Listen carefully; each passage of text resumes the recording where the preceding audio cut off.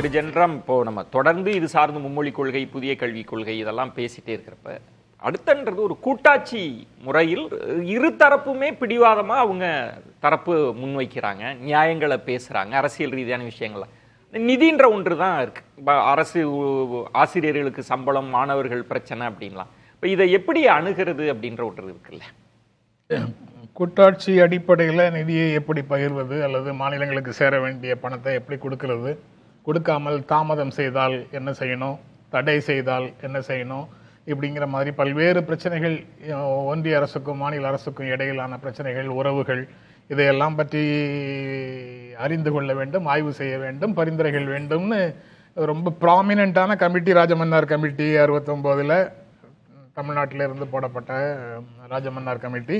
அதுக்கப்புறம் Sarkaria commission, Punji commission அப்படின்லாம் இருக்கு. அவங்க கொடுத்த எந்த பரிந்துரையையும் எந்த ஒன்றிய அரசும் நிறைவேற்றவில்லை, ஏற்றுக்கொள்ளவில்லை, நிறைவேற்றவில்லை. அது அவங்களுடைய டெண்டன்சி, அமைப்பு ரீதியாகவே மாநிலங்களுக்கு எதிரான ஒரு டெண்டன்சி ஒன்றிய அரசிடம் இருக்குது. அந்த முதல் பிரிவு, அரசமைப்பு சட்டத்தின் முதல் பிரிவை அடுத்தடுத்து வரக்கூடிய ஒன்றிய அரசுகள் மதிக்கிறதே இல்லை. மாநிலங்களின் ஒன்றியம் தான் இந்தியா என்பதை அவங்க மதிக்கிறதே இல்லை. அவங்க அதிகாரத்தை தங்களிடம் குவித்துக் கொள்வதற்கு, அது நேரடியாக குவித்துக் கொண்டால் மக்களிடத்துல கோபத்தை கொடுக்கும்னு இந்த ஒத்திசைவு பட்டியல் வழியாக கொண்டு வர்ற வேலையை செய்துக்கிட்டே இருக்கிறாங்க.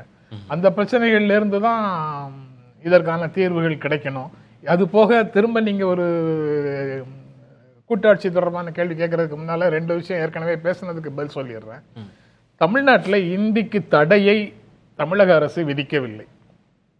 அடிப்படையில் ஒரு விஷயத்தை புரிஞ்சுக்கணும். ஏற்கனவே இங்கே இத்தனை பேர் படிக்கிறாங்கன்னா ஏதோ தடை இருக்கிறது மாதிரியும், தடையை மீறி அவர்கள் படிக்கிற மாதிரியும், அதன் மூலமாக அரசினுடைய கொள்கையை அவர்கள் நிராகரித்து விட்டார்கள் அப்படிங்கிற மாதிரி ஒரு டோன் கிடைக்குது சில பதில்களில். இங்கே தமிழ்நாட்டில் ஹிந்தி தடை செய்யப்படவே இல்லை. சிபிஎஸ்இ ஸ்கூலில் Hindi part and parcel of இருக்கு, சிபிஎஸ்இ சிலபஸ் இருக்கு, அதை அவங்க செயல்படுத்துறாங்க.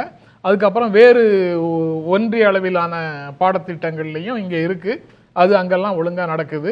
அது தவிர ஜீமங்கலம், திருப்பூர் இந்த மாதிரியான இடங்கள்ல ஸ்டேட் சிலபஸுக்குள்ள வந்து சேரக்கூடிய மாணவர்களுடைய தேவை அறிந்து டிக்ளரேஷன், ஒரு பெரிய கேம்பெயின் அதெல்லாம் எதுவும் இல்லாம மாணவர்களுடைய தேவை அறிந்து ஆசிரியர்களை, பெங்காலி ஆசிரியர், ஒரியா ஆசிரியர், ஆசிரியர்களை போட்டு திருப்பூர்ல வந்து வேலை செய்யக்கூடிய புலம்பெயர் தொழிலாளர்களுக்கான கல்விக்கு உத்தரவாதம் அளிக்கிறது தமிழ்நாடு அரசு, தமிழ்நாடு அரசு பள்ளிகள்ல. அதுக்கப்புறம் காலனிய கல்வி அப்படின்னு நம்ம ஏற்கனவே படிச்ச கல்வியை சொல்றாங்க. இங்க பாரம்பரிய கல்வி, இந்திய பாரதிய கல்வி, இந்திய கல்வியை கொண்டு வரணும்னு சொல்றாங்கல்ல. பாஜக இங்க டிஎம்கே மக்கள் நடத்துற ஸ்கூல்ல எத்தனை பேரு, அல்லது அமைச்சர்கள்ல இருந்து முதலமைச்சர் வரைக்கும், சீஃப் செக்ரட்டரியில இருந்து டிஸ்ட்ரிக்ட் கலெக்டர் வரைக்கும் எத்தனை பேருடைய குழந்தைகள் அரசு பள்ளியில படிக்கிறாங்கன்னு கேட்கறாங்கல்ல. பாரதிய ஜனதா கட்சி தலைவர்கள், இப்போ ஒன்றிய அமைச்சரவையில் இருக்கக்கூடிய அமைச்சர்களுடைய பிள்ளைகள் எத்தனை பேரு அமெரிக்காலையும் பிரிட்டன்லையும் கல்வி கற்றுக் கொண்டிருக்கிறார்கள் அல்லது கல்வி கற்றார்கள்? சூர்யா, எதையுமே எதிர்க்கல.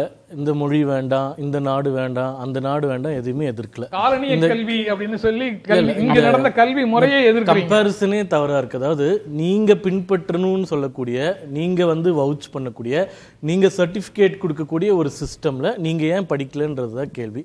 அதற்கு பதில் வந்து பிஜேபி பண்ணிட்டாங்களா, காங்கிரஸ், அது நீங்க எப்ப வரணும்னா, ஆமா இங்க நாங்க முன்மொழிகிற திட்டத்துல நாங்க யாருமே படிக்கல, அதை ஒத்துக்கிட்டு அப்புறமா எங்க கிட்ட கேள்வி கேட்டீங்கன்னா அந்த ஆரம்பிச்சு. இதற்கு பதிலே வராம கேள்விக்கு இன்னொரு கேள்வி. சார், சிபிஎஸ்இ சிலபஸை நோக்கி நாங்க ஓடுறதுக்கு, மக்கள் ஓடுறதுக்கு காரணம் நுழைவுத் தேர்வுகளை நீங்கள் அந்த அடிப்படையில் எல்லாருமே நுழைவுத் தேர்வு போல, நுழைவுத் தேர்வே இல்லாத காலம் இருந்தது.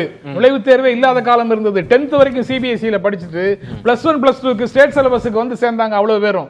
10,000 பள்ளிகள் மெட்ரிக் பள்ளிகள், சிபிஎஸ்இ மட்டுமே தனியார் ஒரு பிம்பம் வருது. ஒரு மாநிலம் அந்த மாநிலத்திற்கு ஏற்ற கல்வி நாங்க எங்களுக்கு ஏற்ற கல்வியை வந்து நாங்க வடிவமைச்சுக்கிறோம். தாராளமா அதுல ஆனா எந்த நீ தலைவருமே அனுமதிக்கலன்றதுதானே சிக்கல் அனுமதி இல்ல. பிஎம்ஸ்ரீ ஒத்துக்கிட்டு வராதான். நான் தான் சொல்றேன், அடுத்த கல்வியாண்டுல ஏற்கனவே எனக்கு தெரிஞ்சு நிர்வாக ரீதியான பேச்சுவார்த்தை நடந்துட்டு இருக்கும். இல்ல இதுவே கூட திட்டம் எங்களுக்கு வேண்டாம்னு சொல்லிட்டா பிரச்சனை. 2151 கோடின்றதே அனைவருக்கும் கட்டாய கல்வின்ற திட்டம் தானே, அதையே நீங்க நிறுத்தி ஏன் வச்சிருக்கீங்க? நிறுத்தி இல்ல, அது 4 காம்பனன்ட். இப்ப சார் சொன்னாங்க அந்த திட்டத்தை ஏன் மாத்துனீங்கன்னு ஜென்ராம் சார் கேட்டார். அதாவது சர்வ சிக்ஷா அபியான் வாஜ்பாய் அவர்கள் ஆட்சியில் வந்த திட்டம். அது சமகிரக சிக்ஷா அபியான் 2018 மாற்றப்பட்டது, இப்ப மாற்றப்படல. அது மாற்றுறதுக்கான காரணம் என்ற 3 திட்டங்களை ஒருங்கிணைத்து இன்டகிரேட்டட் திட்டமாக மாற்றப்பட்டது. அந்த இன்டகிரேட்டட் திட்டத்துல பிஎம் ஸ்ரீன்ற ஒரு திட்டமும் சேர்ந்து 4 திட்டங்களை உள்ளடக்கி திட்டமாக 2021 அனைவருக்கும் கட்டாய கல்விக்கான நிதி தானே. அதுல நிறைய காம்பனன்ட்ஸ் இருக்கு. அதுல நிறைய காம்பனன்ட்ஸ் இருக்கு. அதை இதோட கனெக்ட் பண்ணிட்டீங்கன்றதுதானே பிரச்சனை. அது நிர்வாக ரீதியாக பல திட்டங்கள் சேர்ப்பது பிரிப்பது இது எல்லாமே காலமா நடந்துட்டு இருக்கிற ஒரு விஷயம் தான். இது வந்து தமிழகத்தை வஞ்சிப்பதற்காக 2018 திட்டம் போட்டாங்கன்ற மாதிரி யோசிக்கிறதுலாம் நடைமுறையில் இல்லாத ஒரு விஷயங்கள். இப்போ ஒரே ஒரு விஷயம் தான், அடுத்த நிதியாண்டுல ஒரு பிரச்சனையும் வராது. ஏன்னா நீங்க தெளிவா முடிவு எடுத்துட்டீங்க, பிஎம் ஸ்ரீ திட்டத்தை நாங்க எந்த காலத்திலும் அமல்படுத்த மாட்டோம் அப்படின்னா மீதி 3 காம்பனன்ட்டுக்கு அதிகாரிகள் கணக்கு போட்டு அதற்கான நிதியை ஒதுக்கிட்டு போயிட போறாங்க. அதனால நிர்வாக ரீதியான ஒரு பிரச்சனையை அரசியலா மாற்றுவதே நீங்க தான். இதுல இன்னொரு கோணத்தில் நான் கேட்கிறேன், கூட்டாட்சி மாநில உரிமை சார்ந்து பேசுற மாதிரி கூட்டாட்சின்றதுனால ஒரு மத்திய அரசு இந்தியா முழுமைக்கும் அனைவரையும் உள்ளடக்கிய வளர்ச்சி அப்படின்னு ஒரு தேசிய கல்விக் கொள்கை அப்படின்னு வகுக்கிறப்ப ஒரு மாநிலம் மட்டும் நாங்க தனிச்சு போவோம், நீங்க நிதி கூட வேண்டாம், எங்க பாதை வேறுன்னு போறது சரியா இருக்கு? கரெக்டான பாயிண்ட் வந்தீங்க சார். இப்போ ஸ்டாட்டிஸ்டிக்ஸ் பிரகாரம் இன்கேஸ் பிஜேபி கவர்மெண்ட் வந்து எந்தெந்த ஸ்டேட்டோடைய எந்தெந்த டொமைன்ஸில் எந்த ஸ்டேட் பின்தங்கி இருக்குங்க ஒரு இதை எடுத்து அதில் தமிழ்நாடு ரொம்ப பின்தங்கி இருக்கு, தமிழ்நாடுடைய education system is the worst system in the whole nation, இதை மாற்றுறதுக்காக இவங்க என்இபியை ஃபாலோ பண்ணியே ஆகணும், பிஎம்சி கொண்டு வந்தே ஆகணும், டிஜிட்டல் போர்ட்ஸில் வந்தே ஆகணும்னு சொல்லிட்டு ஒரு இது இருந்தால் பரவாயில்ல. We are the successful model in the whole nation. Point number 2 என்னன்னா, இப்போ சார் மீண்டும் சொல்றாரு பிஎம் ஸ்ரீயை வந்து இங்க என்இபியே வேண்டாங்கிறது தான் point. PM Shri is secondary, இங்க பிரைமரியா என்இபியே. முதல்வர் சொன்னது என்னன்னா 10,000 கோடி நீங்க கொடுத்தாலும் நான் என்இபி தான் கொண்டு வர மாட்டேன்னு சொன்னார். புதிய கல்வி பாயிண்ட் சரிங்களா? இதுல என்ன விஷயம்னா, நான் என்ன கேட்கிறேன்னா, விஜயன் சார் நல்லா தெரிஞ்சிருக்கும், இஎஸ்எல்சின்னு ஒன்று இருந்துச்சு, ஞாபகம் இருக்குங்களா? அதை ஏன் தூக்குனாங்க? Because that was a checkpoint for dropouts. நிறைய பேர் அங்க இஎஸ்எல்சி கிளியர் பண்ணாம டிராப் அவுட்ஸ் ஆனாங்க. நிறைய பெண் குழந்தைகள் 8ஆம் கிளாஸ் தாண்டல. இப்பவும் அது ரெக்கார்ட்ஸ் இருக்கும். நீங்க 50 வயசு மேற்பட்ட பெண்களை கேட்டீங்கன்னா சொல்லுவாங்க இஎஸ்எல்சி வச்சாங்க, என்னால அதுக்கு மேல படிக்க முடியலன்னு. அதை ஏன் எடுத்து தமிழ்நாடு அரசு? ரீசன் என்னன்னா, 9ஆம் கிளாஸ் வரையும் கட்டாய கல்வி போனோம், 9ஆம் கிளாஸ் வரையும் குழந்தைங்க எந்த இடரும் இல்லாம போனோம், 10ஆம் கிளாஸ்ல ஒரு எக்ஸாம் வைக்கலாம். நீங்க என்இபிஐ கொண்டு வந்துட்டு 4 செக் பாயிண்ட் வச்சாக்கா, அண்ணாமலை அவர்கள் போயிட்டு இந்த சர்வே எடுக்கிறார் இல்லையா, எல்லாரும் எடுக்கிறோம்னு எல்லா பள்ளிக்கூடத்திலையும் போயிட்டு பள்ளிக்கூட பசங்கள்ட்ட, கண்ணா உங்களுக்கு இனிமேல் வந்து 3ஆவதுல ஒரு எக்ஸாம், 5ஆவதுல ஒரு எக்ஸாம் சொல்லி பார்க்கட்டுமே, எந்த தமிழ்நாட்டு குழந்தைக்கு ஒத்துப்பான்னு கேட்பாங்க இல்லையா? பேசலாம். ஒரு இடைவேளைக்கு பிறகு பேசலாம்.